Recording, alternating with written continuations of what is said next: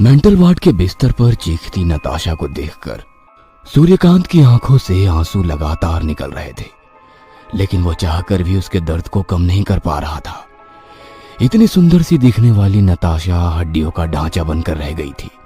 डॉक्टरों ने नताशा को शॉक थेरेपी देने की पूरी तैयारी कर ली थी। उसके सिर के दोनों साइड में शॉक देने के लिए इलेक्ट्रोड लगा दिए गए थे। वह छटपटा रही थी और खुद को छुड़ाने की कोशिश कर रही थी। उसके बाद उसके मस्तिष्क में करंट दिया गया। नताशा जोर से चीखती है। किसी निर्जीव की तरह नताशा अस्पताल के बिस्तर पर पड़ जाती है। हालांकि उसकी सांसें तेज तेज चल रही थी। डॉक्टर उसकी तरफ होपलेस की तरह देखते हैं और फिर वहां से निकल जाते हैं। पिछले 15 दिनों से नताशा की हालत में कोई सुधार नहीं हुआ है। सूर्यकांत ने डॉक्टरों से पूछने की कोशिश की तो डॉक्टरों से उसे कोई संतोषजनक जवाब नहीं मिला। वो अपनी नताशा को दूर से देखता है और फिर पुरानी यादों की सड़कों पर उसका हाथ थामे चलने लगता है। शहर के सबसे बड़े मॉल में घूमते नताशा ने सूर्यकांत का हाथ ऐसे पकड़ रखा था जैसे कि वो कोई छोटा बच्चा है और अगर उसका हाथ उससे छूट जाएगा तो वो कहीं खो जाएगा। तभी सूर्यकांत एक जगह पर रुक गया और नताशा की आंखों में आंखें डालकर उससे पूछता है, वस्त्रों और वस्तुओं के इस विशाल बाजार में तुम्हें कैसा प्रतीत हो रहा है प्रिय? अवश्य ही आनंद की अनुभूति हो रही होगी ना तुम्हें। यहाँ प्रेमालाप करने का आनंद ही कुछ और है। ये तुम किस भाषा में बात कर रहे हो सूर्यकांत? मेरे पल्ले तो कुछ नहीं पड़ रहा, सीधे सीधे बोलो ना। प्रिय, तुम तो आर्य पुत्र की हृदय की बात समझ जाया करती थी, आज क्या हुआ? सूर्यकांत बोलो ना, और ये मजाक छोड़ो। ये सैकड़ों साल पुरानी भाषा में वार्तालाप बात क्यों कर रहे हो? मैं कह रही हूँ ना, मुझे कुछ भी समझ में नहीं आ रहा। प्लीज नॉर्मल बातें करो। ओके माय लव नताशा, मैं नॉर्मल बातें करता हूँ। How are you feeling my love in this big mall? हाँ, अब ठीक है। मैं तो डर ही गई थी कि तुम्हें हो क्या गया है। वैसे तुम्हें हुआ क्या था सूर्यकांत, जो तुम ऐसी भाषा में बात कर रहे थे जो समझ ही नहीं आ रही थी? अरे क्योंकि मैं मॉल में हूँ ना, इसलिए ऐसी बातें कर रहा था जो समझ नहीं आती। अब तुम ही बताओ, 2000 की शर्ट, 4000 के जूते, साला जो कॉफी बाहर 10 की है वो यहाँ 200 की मिलती है और मेरा फेवरेट डोसा भी 200 का। तुम ही बोलो, यहाँ की भाषा आई तुम्हें समझ में? मुझे तो सरोजनी मार्केट की भाषा समझ में आती है, अपनी जेब में फिट होती है वो। मुझे भी वहीं की भाषा समझ में आती है सूर्यकांत। यहाँ तो मैं सिर्फ सेल्फी लेने के लिए आती हूँ। चलो स्माइल करो और लेते हैं एक सेल्फी। स्माइल करते हुए सूर्यकांत और नताशा ने सेल्फी ली और फिर वे दोनों निकल पड़े सरोजनी मार्केट की ओर। सूर्यकांत और नताशा ने लव मैरिज की थी। आज सूर्यकांत का बर्थडे था, इसलिए नताशा उसे लेकर मॉल में आई थी। सूर्यकांत एक लेखक है जो कई सालों से स्ट्रगल कर रहा है। कभी उसे कुछ काम मिलता है, कभी कुछ भी नहीं, लेकिन एक प्राइवेट कंपनी में कंप्यूटर ऑपरेटर नताशा को पूरी उम्मीद है कि एक न एक दिन सूर्यकांत का भी टाइम आएगा। अपनी सेकंड हैंड बाइक में नताशा को बिठाकर सूर्यकांत जब सरोजनी मार्केट की ओर जा रहा था, तभी रास्ते में हमेशा की तरह उसकी बाइक बंद हो गई। उसने किक पर किक मारी, लेकिन उसकी बाइक स्टार्ट ही नहीं हुई। सूर्यकांत, कितनी बार कहा है, तो मेरी बात क्यों नहीं सुनते? प्लीज मेरी बात मान लो, किस्तों पर नई गाड़ी ले लो ना, मैं भर दूंगी ना किस्त। अरे क्या जरूरत है नताशा, चल तो रही है ये बाइक। ये चलती कम और रुकती ज्यादा है सूर्यकांत। सूर्यकांत बाइक को हाथों से खींचता हुआ जा रहा था। नताशा चुपचाप उसके साथ चल रही थी। अचानक रास्ते में आने वाली एक बहुत ही पुरानी किताब की दुकान पर सूर्यकांत की नजर गई। सूर्यकांत रुक गया और किताब की दुकान की ओर देखने लगा। नताशा ने भी देख लिया था कि सूर्यकांत उस किताब की दुकान की ओर देख रहा है। सूर्यकांत को किताबों से बहुत प्यार था। उसके पास ना जाने कितनी पुरानी और नई किताबों का संग्रह था। जब भी उसकी कमाई होती तो वो थोड़े पैसे अपनी किताबों के लिए जरूर रखता और बाकी पैसे नताशा को दे देता। सूर्यकांत ने अपनी बाइक स्टैंड पर खड़ी की और फिर वे दोनों उस दुकान पर गए। सूर्यकांत किताबों को देखने लगा। जानती हो नताशा, पूरी दुनिया में ना सिर्फ ये किताब ही है जिसे देखकर मन करता है कि मैं चोरी कर लूं। पागल हो क्या? सीसीटीवी लगे हैं यहाँ पर, तुरंत जेल के अंदर होंगे। अरे मैं चोरी थोड़ी कर रहा हूँ, मैं तो बस एक बात कह रहा हूँ किताबों को देखते देखते सूर्यकांत की नजर एक बहुत ही पुरानी किताब पर गई। उस किताब का नाम था नीलावंती। उस किताब के पन्नों को देखकर लग रहा था कि कीड़ों ने उसे थोड़ा नुकसान पहुंचाया था, लेकिन पता नहीं उस किताब में ऐसा क्या अट्रैक्शन था कि उसने वो किताब खरीद ली। बाइक ठीक कराकर वे दोनों अपने घर पहुंचे। आज बहुत थक गई हूँ सूर्यकांत। अरे कोई नहीं माय डियर वाइफ, मैं बनाता हूँ खाना। बोलो क्या बना दूं? शाही पनीर, दम आलू या? अचानक कमरे की बेल बजी। सूर्यकांत ने दरवाजा खोला तो सामने एक पिज्जा डिलीवरी बॉय मुस्कुराते हुए खड़ा था। उसने पिज्जा सूर्यकांत के हाथों में दिया और कहा, सर रेटिंग दे दीजिएगा प्लीज। डिलीवरी बॉय वहां से चला गया। मुझे तुम्हारी यही आदत ठीक नहीं लगती। तुम बहुत फिजूल खर्च करती हो। क्या जरूरत थी पिज्जा की? हाँ?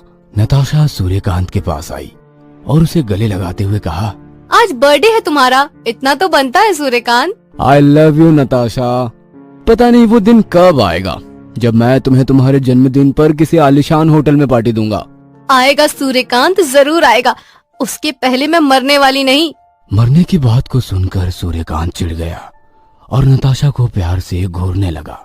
दोनों ने पिज्जा खाया। सूर्यकांत को कुछ लिखना था, इसलिए वो लिखने बैठ गया और नताशा अपने बिस्तर पर गई। बिस्तर पर उसकी नजर उस किताब पर पड़ी जो सूर्यकांत खरीद कर लाया था। मुझे कहता है कि मैं फिजूल खर्ची करती हूँ, और खुद देखो ये फटी चिटी किताब पूरे 600 रुपए देकर खरीद लाया है। वह किताब भले ही फटी चिटी थी, लेकिन उसका कवर इतना आकर्षक था कि नताशा उस किताब को पढ़ने का मोह नहीं छोड़ पाई। वो उसे पढ़ने लगी। अरे इस किताब में तो अलग अलग मंत्र लिखे हुए हैं। नताशा को पता नहीं था कि नीलावंती कैसी किताब है, ना ही उसे उस किताब से जुड़े श्राप का पता था, लेकिन कुछ मंत्रों को पढ़कर उसे ऐसा लगने लगा कि ये बिल्कुल ही अलग किताब है। नीलावंती किताब में धन पाने से लेकर भूत प्रेतों से बातचीत, जानवरों की भाषा समझने की कला, दूसरी दुनिया के लोगों से संवाद कैसे किया जाए, ऐसे अनगिनत मंत्र लिखे हुए थे। वो उन मंत्रों को पढ़ी जा रही थी और उसमें खोती जा रही थी। तभी सूर्यकांत वहां आ गया। अरे आज तो मुझसे पहले तुमने ही ये किताब पढ़नी शुरू कर दी। सूर्यकांत, ये अद्भुत किताब है। जानते हो इसमें ऐसे ऐसे मंत्र हैं जिससे हम कुछ भी पा सकते हैं। अच्छा, सफल राइटर बनने का भी कोई मंत्र है क्या? सूर्यकांत की बातों पर नताशा ने उसे घूर कर देखा। तुम्हें मजाक लग रहा है तो खुद देख लो। नताशा, मुझे तो जोरों की नींद आ रही है। कल सुबह देखूंगा। और हाँ, कल तुझे ऑफिस नहीं जाना क्या? चल तू भी सो जा। आधी रात का समय था। नताशा अपने बिस्तर से उठती है और जोर जोर से हंसने लगती है। उसके हंसी की आवाज से सूर्यकांत की नींद खुल जाती है। क्या हुआ नताशा? क्या हुआ तुझे? तू इस तरह क्यों हंस रही है? नताशा उसकी बातों का कोई जवाब नहीं देती, सिर्फ उसकी ओर घूर घूर कर देखती है। नताशा, क्या हुआ तुझे? अरे तेरी तबीयत तो ठीक है ना? नताशा अब भी उसकी बातों का कोई जवाब नहीं देती और वो शीशे के सामने जाती है। उसके बाद अपने बालों से रबर बैंड खोलकर फेंक देती है। फिर अपने दोनों हाथों से अपने खुले बालों को जोर जोर से खींचने लगती है। वो इतने जोर से बालों को खींचती है कि बालों का बड़ा सा गुच्छा उसके हाथों में आ जाता है। ये तुम क्या कर रही हो नताशा? तुम पागल तो नहीं हो गई हो? नताशा एक जोरदार लात सूर्यकांत को मारती है। वह दूर जा गिरता है और दीवार से उसका सिर टकरा जाता है। खून की धार बहने लगती है। वह अपने हाथों से खून को रोकने की कोशिश करता है, लेकिन खून की धार इतनी तेज थी कि वो नहीं रुकती है। उसका सिर चकराने लगता है और वो बेहोश हो जाता है। नताशा अब भी अपने बालों को खींच रही थी और अब तो वो अपने बालों को इतने जोर से खींच रही थी कि बालों के साथ सिर का मांस भी बाहर आ रहा था, लेकिन वह दर्द की परवाह किए बिना अपने बालों को खींचती ही जा रही थी। कुछ देर बाद सूर्यकांत को होश आया तो उसने देखा कि नताशा बेहोश लेटी हुई है और उसका सिर खून से भरा हुआ है। वो उसे लेकर अस्पताल जाता है। डॉक्टर उसे एडमिट कर लेते हैं। स्लाइन की बोतल उसे लगा दी जाती है। सूर्यकांत उसके बगल में बैठा स्लाइन की बोतल से बूंद बूंद गिरते हुए दवा की बूंदों को देख रहा था। उसे देखते देखते उसे कब झपकी आ गई उसे पता नहीं चला। अचानक उसे अस्पताल के लोगों का शोर सुनाई पड़ा। वो हड़बड़ाकर उठ गया उसने देखा कि नताशा ने खुद से ही स्लाइन की पाइप अपने हाथ से निकाल ली है, जिससे लगातार खून निकल रहा है। नर्स उसे पकड़ने की कोशिश करती है तो वो उनके बाल पकड़कर उसे मारने लगती है। थोड़ी देर बाद उसने अस्पताल की दीवार से अपना सिर जोर जोर से मारना शुरू कर दिया। सूर्यकांत ने जब उसे पकड़ने की कोशिश की तो उसने उसे फिर से जोर से लात मारी। डॉक्टर ने एक इंजेक्शन देकर उस पर किसी तरह काबू किया, लेकिन जब डॉक्टरों ने ये कहा कि नताशा को मेंटल वार्ड में शिफ्ट करना होगा तो वो शॉक्ड रह गया। उसे समझ नहीं आ रहा था कि अचानक से ऐसा क्या हो गया जो नताशा ने ऐसी हरकतें करनी शुरू कर दी। सूर्यकांत अपने जीवन में इतना परेशान कभी नहीं रहा था। उसने कितने सारे फेलियर झेले थे, लोगों ने उसका कितना मजाक उड़ाया था, लेकिन नताशा उसके साथ थी तो उसे लगता था कि वो दुनिया का सबसे अमीर और सक्सेसफुल आदमी है। सूर्यकांत को इन दिनों अब नींद भी नहीं आती थी। वो रात रात भर उल्लू की तरह जागता रहता और नताशा के बारे में सोचा करता था। पिछले कई दिनों से ना तो उसने कुछ पढ़ा था और ना ही एक शब्द लिखा था। आज भी वो बिस्तर पर लेटा नताशा के बारे में ही सोच रहा था। अचानक उसकी नजर उस किताब पर गई जो उस दिन उसने अपने बर्थडे पर खरीदी थी। इन दिनों उसके जीवन में इतनी हलचल मची थी कि उसे उस किताब का ध्यान ही नहीं रहा, लेकिन उस रात नीलावंती पर नजर पड़ते ही सूर्यकांत को नताशा की वो बात याद आई जो उसने उस दिन कहा था। सूर्यकांत, ये अद्भुत किताब है। जानते हो इसमें ऐसे मंत्र हैं जिससे हम कुछ भी पा सकते हैं। सूर्यकांत किताब पढ़ना शुरू कर देता है। जैसे जैसे वो किताब के पन्नों को पढ़ते जाता है वो उसमें डूबने लगता है। 3 दिन हो गए हैं सूर्यकांत उस किताब को ही पढ़ ही रहा है। उसे छोड़ने का उसे बिल्कुल भी मन नहीं कर रहा है। उसे किताब के एक एक मंत्र जादुई से लग रहे थे। उसे पूरी उम्मीद थी कि वो इस किताब के मंत्र द्वारा अपनी नताशा को ठीक कर देगा। आज 5 दिन हो गए थे। सूर्यकांत उस किताब के आखिरी पन्ने और आखिरी मंत्र को पढ़कर किताब बंद कर रहा था।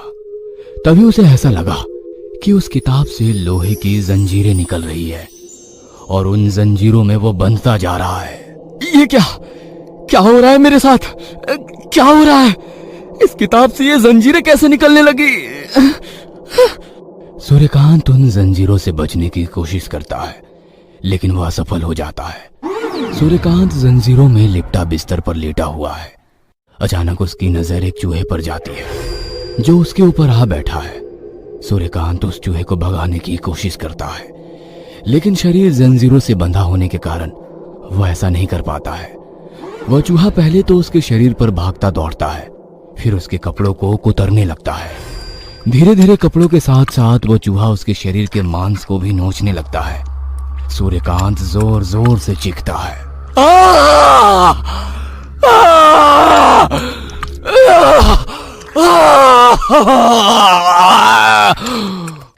चूहे के नुकीले दांत उसके शरीर के मांस को खा रहे थे और वो चीख रहा था। फिर एक एक कर कई सारे चूहे वहां पर जमा हो गए और उन सब ने सूर्यकांत का मांस नोचना शुरू कर दिया। पूरा बिस्तर खून से भर गया।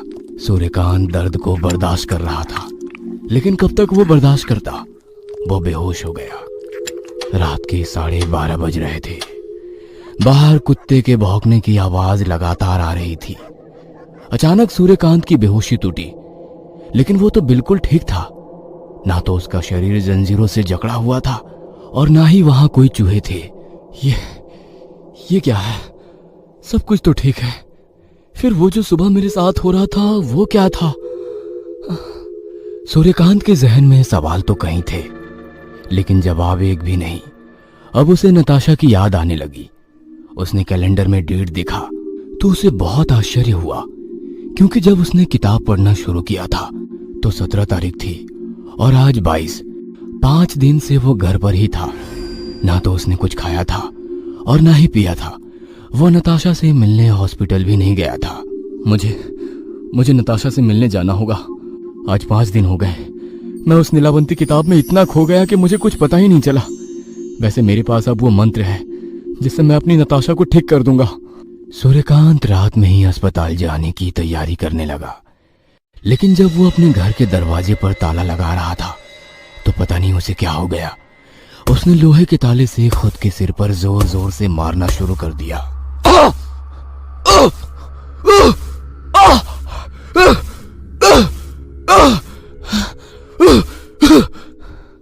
उसके सिर से खून लगातार बह रहा था, लेकिन वह उसकी परवाह किए बिना उस लोहे से अपनी सिर पर वार करता रहा। खून से लथपथ सूर्यकांत पागल सा हो गया था। फिर वो अपनी सोसाइटी की छत की ओर जाने लगा। खून की बूंदें जमीन पर गिरती जा रही थी। छत पर काली रात उसका इंतजार कर रही थी। सूर्यकांत छत की मुंडेर पर चढ़ा। उसने अपने दोनों हाथ खोले और वो 20 मंजिला छत से नीचे कूद गया।